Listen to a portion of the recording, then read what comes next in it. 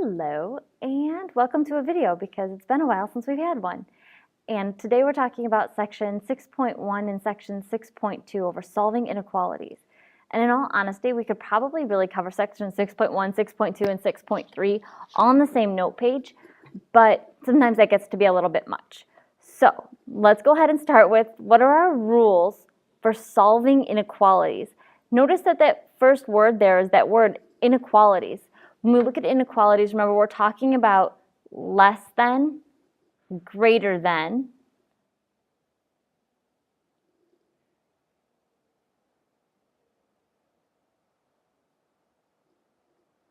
and also less than or equal to, and greater than or equal to. So these are the or equal to's over here.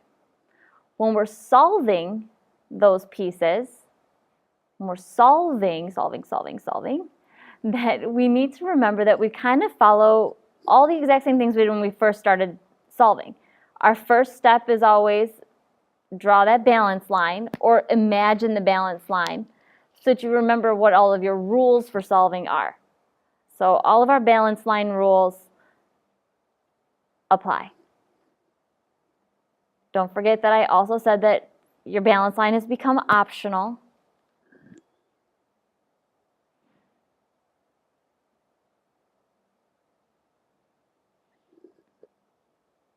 Step 2, use your inverse operations.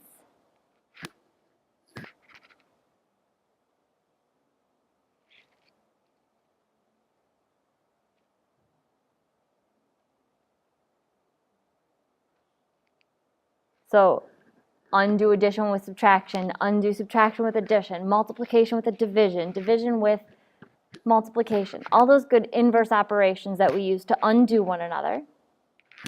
And then 3 is the only thing that's special about solving inequalities. If you happen to multiply or divide by a negative number, then you need to reverse or flip the inequality symbol.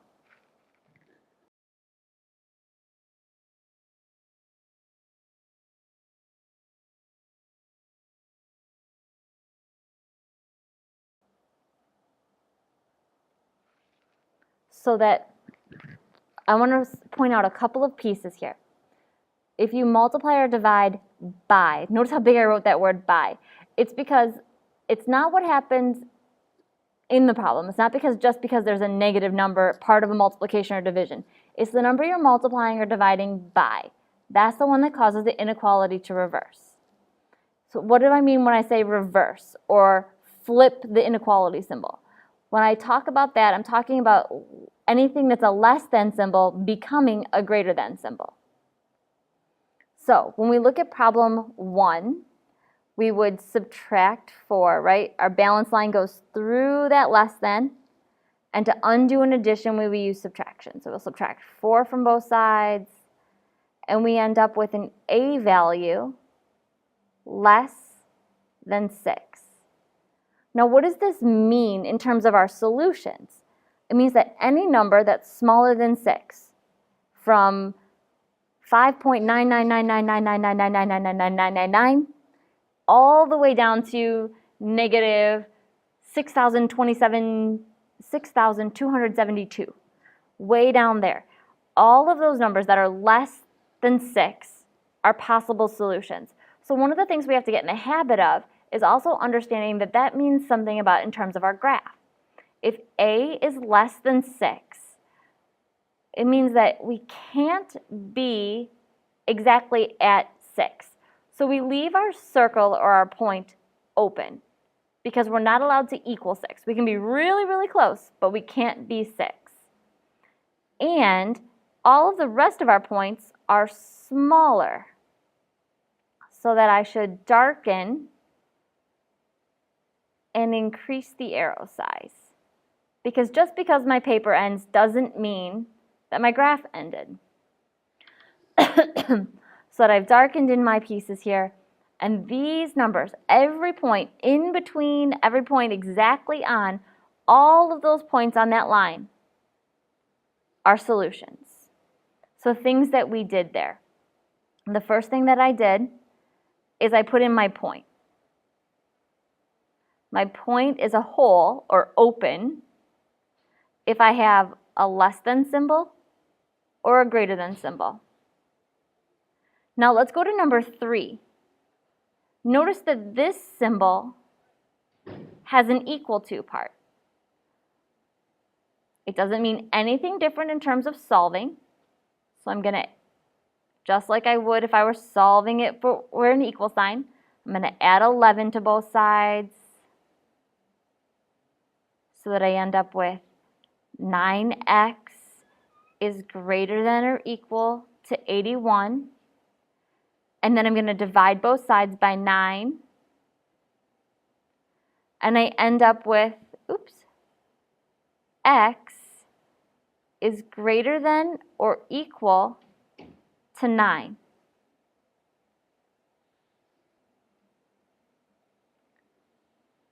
Greater than or equal to 9 tells me that I am allowed to be at the point at 9.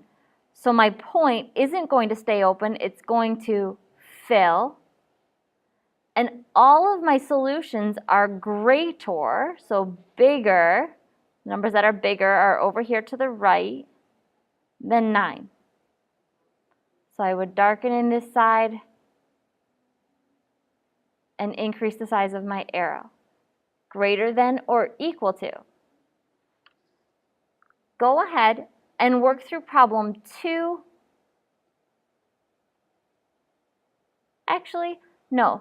I'd like you to work through those, but I want to do a couple more problems with you first. So let's go ahead and let's look at a division problem, right? We did a 2-step, but what does it look like with 1 step? In number 4, we need to divide both sides by 4. Divide both sides by 4. It's a division.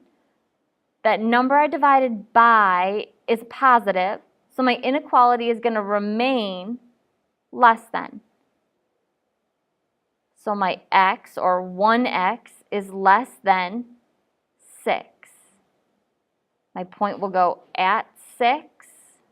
It's open, or it's a hole, because I cannot equal 6. I can come really close, but I can't equal it. And everything that works, all the numbers I could plug in and make true less than, are all the numbers left or less than that point. Let's look at number 5. Divide by 4. Right? Because we want to get 1x. That gives me 1x. I divided by a positive 4. My inequality stays the same, even though my result is a negative 6. So I kept my less than or equal to. My point goes at negative 6. I'm going to close it because I have an equal to, and my arrow should go to the left. Oops. Oh, I hope that did not really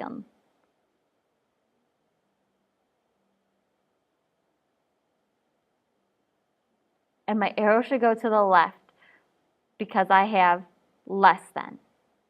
In number 6, this is the first time we're seeing that special case. To get x alone, I would divide by negative 4. A negative divided by a negative gives me a positive 1, so positive 1x. Because my 4 is negative, I need a greater than symbol instead of less than. My inequality gets reversed. 24 divided by negative 4 is negative 6. Because this 4 is a negative, my inequality symbol flipped over. So I have my point goes at 6, as close to it as we can get. It stays open, there's no equal to. And now my solutions are greater than. When you're unsure about whether or not you should flip it or not flip it, once you've sketched your graph, pick an easy number to test. So if I pick 0, I say 0 works. It's on my arrow. That means it works. So if I pick 0 and I plug it in for x, I should get a true statement. -4 times 0, well, that's 0. And 0 is definitely smaller than 24. So I know that the side where my arrow is works. Let's talk about one that doesn't work.